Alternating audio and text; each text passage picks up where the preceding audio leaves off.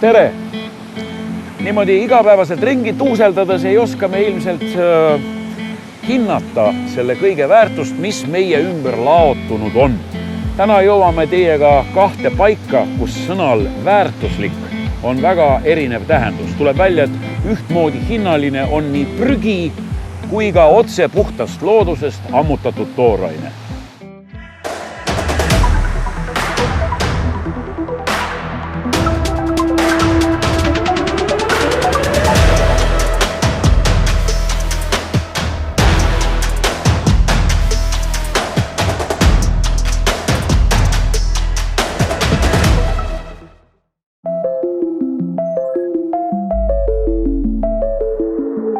Väidetavalt tekib iga aasta maailmas 50 miljonit tonni elektroonikajäätmeid, mis ühel või teisel moel on keskkonnale ohtlikud.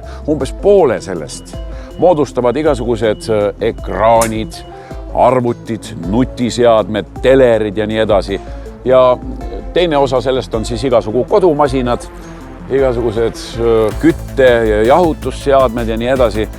Ning ainuüksi see hulk, mida te praegu näete enda ees siin rekkakastis, koguneb Hiiumaal iga 2 nädala tagant. Seda on umbes 2–3 tonni. Õnneks on targad inimesed välja mõelnud igasugu tehnoloogiaid ja nippe, kuidas keskkonnale tekkivat koormust vähendada ja seda kõike taaskasutada.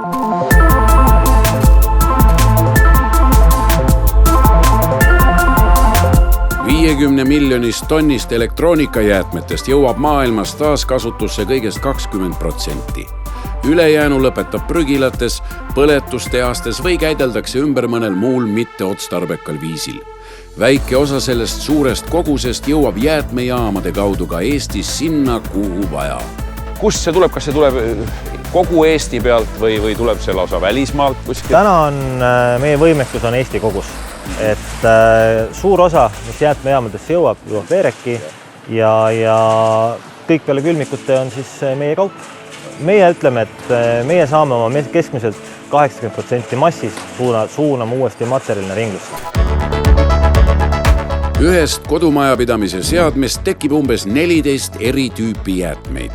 Igal ühel on oma saatus ja käitlemisviis. Osad ohtlikud jäätmed töödeldakse ümber samas tehases, puhtad metallid müüakse metallitööstustele, osa jäätmeid läheb aga järgmistele käitlejatele. Mis on siis nende vanade elektroonikaseadmete juures nagu kõige kahjulikum keskkonnale? Alustaks võib-olla siis, et on ajaloolised jäätmed, ehk siis need on nõukoguaegsed juba ja enne, mis on turule lastud ennem, kui 2005 aasta tuli. Kui sa vaatad siia taha, siis mida sa näed siin kõige rohkem? Kineskoop, televiisor. Jah, tõesti. Ja tegelikult see kineskoop ongi võib-olla siis nendest jäätmetest siin kõige keskkonnakahjulikum, kuna seal on klaasis kõrge pliisisaldus, raske metall ja seal on ohtlikud tolmud sees. Kindlasti on kellegi veel kodus või olete ise ka näinud, on vanad raadiod, sellised puitkorpustega.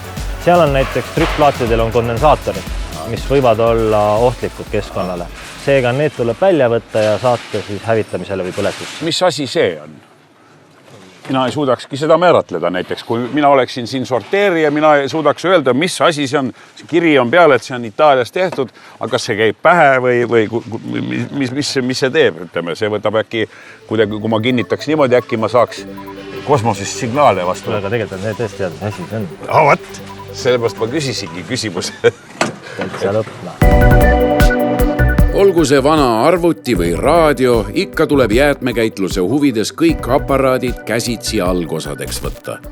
Vanu kineskoopseadmeid, mida Eestis tekib igal aastal 1000 tonni, tuleb aga eriliselt käsitleda, sest nagu juba öeldud, sisaldab kineskoop suurel hulgal kahjulikku pliid. Et nagu sa näed, siis naisterahvad, edukad, jõukad, kiired, tublid, võtavad kineskoop televiisorid, tõstavad endale nina ette ja hakkavad haamritega, kruvikeerajatega ja akutrellidega neid algosadeks lööma. Sööst on ise ka lahingusse siis. Töökoht on seal. Siin on siis mul tuttavad Makita rellakas, nuga ja millise ma siis võiksin võtta, mis mul üle jõu ei käi. Mingi lihtsam. Mulle usaldatud relakaga tuleb kõigepealt kineskoobi välisküljelt kätte saada metallvits. Siis tuleb eemaldada igat sorti tihendid ja valmistada kineskoop ette järgmise etapi jaoks. Ma saaksin teie juures tööd, kui ma nälga jään teatris või? Põhimõtteliselt küll. Korraliku töötahtega inimest on tänapäeval raske leida, nii et oled teretulnud.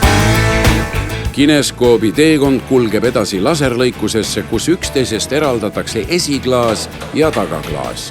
Mõlemad klaasid purustatakse ning saadetakse trumlisse, kust väljub juba lõpp-produkt. Esiklaasist, mis pliid ei sisalda, tehakse dekoratiivklaasi, kuid pliisisaldusega tagaklaas läheb edasi ladustamisele. Miks ta on niisugust pruunikat värvi on tõenäoliselt sellepärast, et see sisaldab raskemetalli pliid ja olenevalt siis klaasist seda võib olla kuni 30% siin sees. Kas seda ei saa kuidagi kätte siit klaasist? Meie siin Eestis ei saa. On olemas juba Euroopas või siis enam mitte on tehnoloogiad, kus väidetavad, nad võtavad siit selle plii välja. Aga see ei ole enam minu hinnangul keskkonnasäästlik tegevus, kuna siit Eestis teise Euroopa otsa saata klaasi kalli raha eest, et see ei tasu ennast ära. Ja jälg on liiga suur. See ei ole aga veel kõik. Ametliku nimetusega polüetüleen, rahvakeeliaga vanad kanistrid, majoneesipurgid ja muud kodukeemiapakendid, mis hoolikate inimeste poolt sorditud ja kokku kogutud, lähevad samuti tehases käiku. Kuidas te need siis nüüd hakkate käitlema? Mis selle kraamiga siis saab? Seda on vaja pesta ka enne või ei ole või? Iseenesest on ta ju hästi lihtne. Võtad selle paki, paned ta purustisse, purusti teeb ta tükkideks, peseme tükid puhtaks ja teeme uuesti graanuliks. Aga tegelikult see kaasneb nagu väga hulk tegevusi, mida me ei näe, aga puhtaks saada seda on vaja mitu korda pesumasinas pesta. Siin selles konteineris on nüüd mingi ebamäärane mingisugune graanul, kus see siis, mis ta alguses on olnud? Et tegelikult see on nüüd vahetoode meil. Vahetoode, ehk siis on kasitud, puhtaks pestud vana kanister, mis te õues nägite. Et see on nüüd puhtaks pestud, väikseks jahvatatud, peenestatud, tükeldatud ja see ootab nüüd seda etappi, kus ta saab graanul. Graanuli saamiseks kuumutatakse tükeldatud plast kõrgel temperatuuril, niiskus imetakse materjalist välja ning surutakse läbi spetsiaalse sõela, mis püüab kinni veel viimasedki võõrkehad. Järgneb jahutamine ja kuivatamine ning värvainet lisades saabki ilusa musta graanuli, millest teha midagi uut ja head. Suur osa toodangust jääb Eestisse. Läheb valdavalt klassitööstusele ja tehakse torusid. Veetorusid seda teha ei saa. Küll on aga kanalisatsioonitorud, kaevutorud, niisugused lihtsamad asjad, millel ei ole väga kõrged kvaliteedinõuded, mis ei pea kokku puutuma näiteks joogiveega. Selleks, et näete ise, et siin on kõike võib-olla. Seega toiduainetööstus lihtsalt see ei sobi. Elektroonika ja plastjäätmete käitlemise tehas kuulub Eesti ringmajandusettevõtete kontserni, kus on kokku 3 ettevõtet. Kõigil neil täita oma ülesanne meie keskkonnahoius. Siis te esitlete ennast kui siis ringmajanduse ikkagi liidrit või sellist, ütleme, eesliini tegijat. Et palju neid teisi siis kokku on üldse? Ma arvan sellist kontserni, kus on nagu 3 ettevõtted, millest 2 100% ja 1 osaliselt tegeleb ringmajandusega, ega ma ei oska seda teisi kõrvale panna, nii et me liidri mõtlesime, oleme mõelnud natuke ambitsioonikalt, et me olemegi selle valdkonna nagu esimene tegija. Üks on siis Sillamäel Ökometall, mis toimib juba 20 aastat, seal me teeme vanadest pliiakudest pliid ja pliisulameid. Tegelikult on ta pliimetallurgia. Sulametall, mis läheb siis tagasi kas sulamite või puhta pliikujule akutööstustele, et enamus maailma pliist lähebki akude tootmiseks. Teine on nüüd see Veerek. See, mis siin meie taustal on? See on jah, see on Kuusalluskiiul. Ja 3. on siis Raplamaal Ööle, tema nüüd ei ole otse ringmajandusettevõte, siis Ööle teeb valguskaablite paigaldamiseks vajalikke mikrotorusid või täpselt nende kimpe, mis on meie jämedused torud kuni 12 toruga kimbus, mis pannakse siis maa sisse ja kuhu puhutakse siis tehnoloogiaga kuni 3 kilomeetrit puhutakse sisse valguskaabel, sellega luuakse siis interneti püsivõrk, mis Eestis on väga vilets. Aga kuidas mujal maailmas selle ringmajanduse sellise ettevõtlusega lood on? Ütleme, võtame siis, kus see Eesti seal skaalas, ütleme 1-10, kus ta umbes asub? No ma ei oska öelda, siin värskelt ilmus üks raport neil päevil, mis tegi siis kokkuvõtte. Eks ole, küsimus ikka selles, et kui palju kogutakse inimese kohta näiteks elektroonikajäätmeid. Ja see on näitaja, sellega me oleme, ma arvan, kuskil ikkagi teises pooles. No nüüd ma esitan meie vaatajatele siis ilmselt rõõmuks selle emotsionaalse küsimuse sulle, Hans, et miks te kõike seda teete? See on väga hea küsimus tegelikult. Et mõni võib-olla ütleks ärimaailmast, et raha ja võimalik teenida ja läbi aegade on ju räägitud, et jäätmed ja maafia kas või, et palju raha liigub. Et tõesti siin seda liigub, aga ma arvan, et minu aastatega juba see tekkinud see missioonitunne. Et minu jaoks on see oluline. Ma tahan midagi tagasi anda, kuna me oleme sealt palju võtnud maapõuest. Seega puhtalt missiooni pealt ja kohusetundest.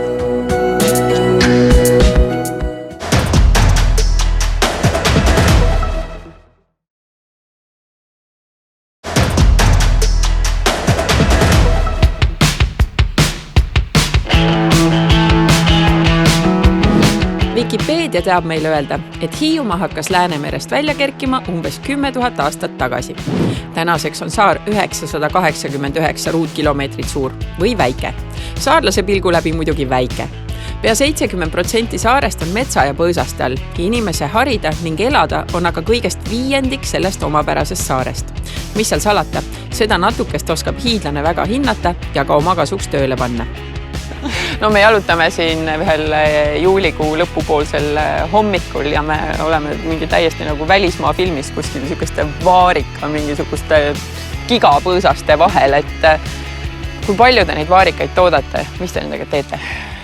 Toodame ikkagi inimestele söömiseks, et oleks mõnus, puhas, magus vaarikas. See aasta istutasime 2000 taime.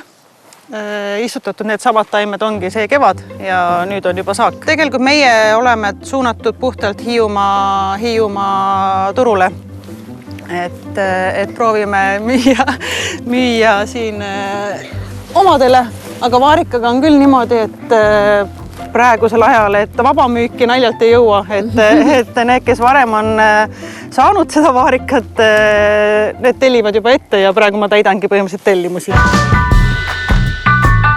Tegelikult ei ole Maris ainult vaarikate kuninganna. Need moodustavadki kogu OÜ Hiiu Mari toodangust hetkel ainult kröömikese. Ettevõtte põhirõhk on ikkagi maasikatel, mille kasvatamise ja müügiga alustati 2014. aastal.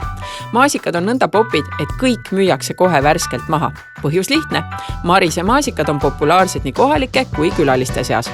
Sest hetkel on hommikul korjame, õhtuks on kõik otsas, et kui endale tahta, siis pean sealt näpsama midagi, et lastele ka moosi teha. Ma näen, et sul on see kohalik tootmine ja kohalik klient väga oluline, et miks sa oled selle tee valinud, et lihtne oleks rajada ju suured põllud ja vedada mandrile ja ma ei tea, välismaale? Ei, seda ei taha, et ikka see kohalik toit on tähtis. Eks see Hiiumaa maasikas, Eesti maasikas, Läti maasikas tõenäoliselt on sama maitsev. Samamoodi kõik üritavad endast parima anda, et seda kasvatada, aga just see lühike tarneahel. Kui meil on müügipunkt näiteks siis kõige lähema poe juures, siis küsivad, et kus teil need põllud on ja on ikka Hiiumaa maasikas, on ikka Eesti maasikas, et ei ole Eesti maasikas, Hiiumaa maasikas ja põllud on 500 meetrit, et väga palju lähemalt ei saa, et see lühike tarneahel on see, mis on minu jaoks nagu ülitähtis. Kuule, käiakse teil raksus ka või? Võib-olla käiakse. Minu poolest käigu, ärge ainult lõhkugu, et kes tahab natuke raksutada, las nad raksutada, aga ärge lõhkuge, see on tähtis. Saare elu peab ettevõtja nutikaks tegema. Nii öeldaksegi, et igal hiidlasel on vähemasti 5 ametit. Eriti kehtib see turisminduses töötavate inimeste kohta, kelle elu otseselt hooajast sõltub. Hiiumaa vanasõna. Ka metsa saab turistile kaasa müüa, seda tegelikult maha võtmata. Palju mulle tundub, et hiidlastele meeldib kasvatada asja põllu peal. Sulle vist meeldib natuke kasvatada asju kuskil põllu peal, aga siis sa lihtsalt lähed omadega metsa. Ja tegelikult see just nimelt niipidi sai alguse, et mets on nii rikas, et mida kõike seal saada on ja me ei kasuta seda, et me oleme unustamas neid lihtsaid asju, mida vanaema teadis ja mida vanaema meile märkamatult sisse söötis, kibuvitsateed või nõgeseleotist, et neid ja kaselehti ei maksa. Ja kaselehti. Saare rahvas, kes looduse keskel elab ja seda hoida märkab, on niigi metsa poole. Aga turist, kes mujalt Eestist või välismaalt Hiiumaale satub, soovib lisaks pastakale või tassile ehk muudki kaasa võtta. Näiteks puhtast loodusest korjatud taimeteesid või soolasegusid, kuhu sisse kavalad hiidlased oma metsa ja loodust peidavad. Naadist metsiku porgandini välja. Armastusega Hiiumaalt soolane krõbedik. Ja täiesti sobilik veganitele. Ma ei tea, kes sööb leiba, kes Saarlane kiidab hiidlase toodangut. Ja teine asi on nüüd igasugused need taimeteed, et Hiiumaa loodus on hästi puhas ja hästi rikkalik. Siin kindlasti mängib see biosfääri liigirikkus ka väga suurt rolli. Absoluutselt. Missuguseid teesegused te siin katsetate siin võõral maal? Me oleme ka eelnevalt teesegusid teinud, aga nüüd saades sellise imelise instrumendi. Teesegumasina. Teesegumasina. Ühesõnaga põhiidee on ikkagi see, et see sama, mis meil on siin metsa all, võtame ja paneme ta sellisel moel, et oleks lihtne, tänapäevane, ilus ja me ei jäta suuri jalajälgi päns kuskile maha. Ehk siis keskkonnasõbralik. Ja, et meil on biolagunevad siis teekotikesed. Ja need on tehtud siis millest? Suhkruroost. Aga teile magusab maitset ei anna? Õnneks kahjuks ei anna. No siin Hiiumaa peal ringi vaadates mul on siuke tunne, et läheb teil väga hästi. Kohalikud tootjad muudkui toodavad ja teevad ja tulevad kallid kaunid teemasinad ja asjad, et kuidas see nüüd see finantseerimine käib, et kas hiidlane tõesti on nõnda jõukas, et maksab kõik omast taskust ise kinni? Päris nii lill see asi ei ole. Liider on üks nagu koht, kus sellistele kohaliku toote väärindamisele mõeldud teemasid siis, kes siis nagu toetab, et ja ka seda teemasinat on siis toetanud hiidlaste koostöökogu. Nagu marjaistanduste rajamist, tapamajasid, veisekasvatust, kõike ikkagi. Muidu see võtab lihtsalt 20 aastat aega või mõtlen lihtsalt öeldes enne sured ära, kui hakkad leiba saama, et on vaja toetada. Koos tegemist ja Euroopa ressursside väärindamisest viljeletakse Hiiumaal usinasti. Kohalike tootjaid ühendab MTÜ Hiidlaste koostöökogu. Sellest võidab nii kohalik, turist kui ka tarbija, kes ise ikkagi Hiiumaale füüsiliselt ei satu, sest on ka tootjaid, kes võtavad kohalikust toorainest viimast ja saadavad toodangu mandrile. Marge, teie kohta ütlevad isegi teised hiidlased, et te olete need, kes võtavad ka marjadelt 7 nahka. Mis see nüüd eesti keeles tähendab? No, eks see õige jutt ole, aga see tähendab meie jaoks seda, et me ei raiska mitte midagi, vaid marji, sellest teeme mahla, siis sellest teeme ka, mis järgi jääb püree, mis tuleb moos, siis tuleb jahu ja tšipsid ja nii saabki kõik absoluutselt, mis Mari annab, ära kasutada. Olen täna siin külastanud täitsa mitut inimest, kes toodavad asju kohalikule turule ja ainult siis nagu nii-öelda värsket, et ei väärinda seda, et teie olete läinud täiesti teist teed, teie siis põhimõtteliselt väärindate kõik ära. Aga kus te seda oma kraami realiseerite? Ja meie väärindame 100% ja Hiiumaal me müüme ka, aga enamus meie tooteid on ikkagi mandril müügil ja kõikides suuremates kettides. Marge ja Verno kasvatavad mustsõstraid, õunu, arooniaid, leedreid, pihlakaid ja pirne mahedalt 8 hektaril Hiiumaa pinnal. Väetiseks 1 aastal mereadru, 2 aastal kohalik mahesõnnik. Korjeperiood vältab juulist oktoobrini. Kõik, mis võimalik, tehakse kohe mahlaks või sügavkülmutatakse ja kasutatakse hiljem. 95% toodangust leiab ostjad mandrimaalt.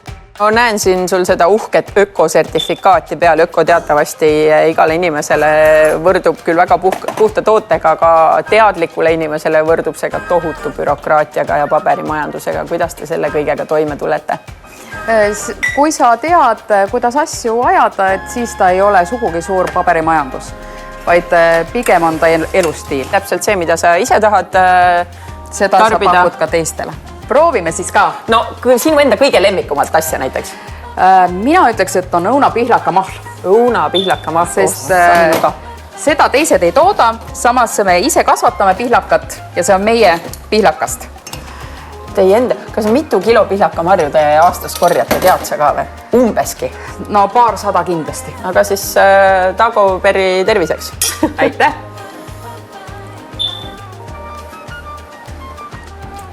See on küll mõnus. Puhta loodusega kunagine viikingite kants ei saa ka ilma kohaliku alkoholita. Käsitööõlu ja vein pole ainsad kraadiga joogid, mida saarel teha mõistetakse. Eriti kui tootjal selja taga 20 aastat elu välismaal ja džinni tootmise õpingud. Tagait. Kõlab väga viikingipäraselt, aga ikka mingi Hiiumaa mekk on juures. Jaa, et tagait tulebki sellest, et tagait on tegelikult, läheb sinna viikingite aega. Ja viikingitel oli siis seal Taani all oli üks selline väike saar, kus neil oli siis kogunemispunkt, et sealt tulid kokku siis nii Norra, Rootsi kui Taani viikingid ja käisid siis rööverhetkedel siin ümbruses. Ja siis sealt oli siis, selle saare pealt oli siis Hiiumaale oli täpselt 1 päeva pikkune teekond. Ja siis sellest tuli nagu nimi see päevasaar, mis on nagu otse tõlge. Ja viikingite keeles see tähendab tagaiti. Reimo džinni sisse läheb kohalik kadakamari ja kohalik põldmari ja veel mõned salajased koostisosad, mis alkoholile viikingi meki juurde annavad. No kadakamarju ka ju iga aasta tegelikult ei tulegi ju korralikult. Täpselt, et kadakamarjaga ongi just see, et kadakamarja on ka, et kui ma nüüd see aasta käin siit Kassari otsast korjamas, siis järgmine aasta ma sealt kadakamarja ei saa. Et siis ma pean kogu aeg käin ümber Hiiumaa ja käin eri kohtades korjamas. Ja kadakamarjaga on veel see teema ka, et samamoodi nagu on põldmarjaga, et ma olen selle endal välja toonud ka, et iga partii on omamoodi natukene erineva maitsega. Ja see tuleb sellest, et kadakamari on korjatud eri saare nurgast ja näiteks Kassares on selline natukene mõrkjas mari, Sõru otsas on hästi magus mari, aga teisel pool otsas on jälle hästi mõru mari. Just kui nagu väga väike saar, aga näed, isegi marjad on eri maitsega. Täpselt. Aga minu džinnil ongi see eripära, et kuna me korjame marjad kõik Hiiumaalt ja ainult oma pere jõuga ja siis ongi see, et see selgub oktoobri lõpus, kui on ka kadakamarja hooaeg möödas. Et siis me saame teada täpselt, et palju me oleme korjanud ja palju me siis järgmine aasta toota suudame. Aga kuule, siis äkki teeks väikse meki ka veel ära ja... Kuidas ma saan keelduda? Täpselt. On sul aimu ka, et mitmes pudel see nüüd sul siin on? Ma täitsa 100% kindel ei ole, aga ma pakun, et ta on praegu mingi seal 650 äkki. Nagu väike juubelipudel. Ja siis pole midagi. Terviseks. Terviseks. Lõhnab küll imeliselt. Oi, kui palju. Siin on täiesti nüansi meri. Täpselt nii palju merd nagu selle saare pealt siia Hiiumaale. Täpselt. No, ei saa kurta. Väga hea kraam. Ei oskagi muud soovida või soovitada kui seda, et hindaksime end ümbritsevat keskkonda sama kõrgelt kui sealt saadavaid saadusi. Järgmised jäetud või jätmata jäljed vaatame üle juba järgmisel nädalal. Kohtumiseni!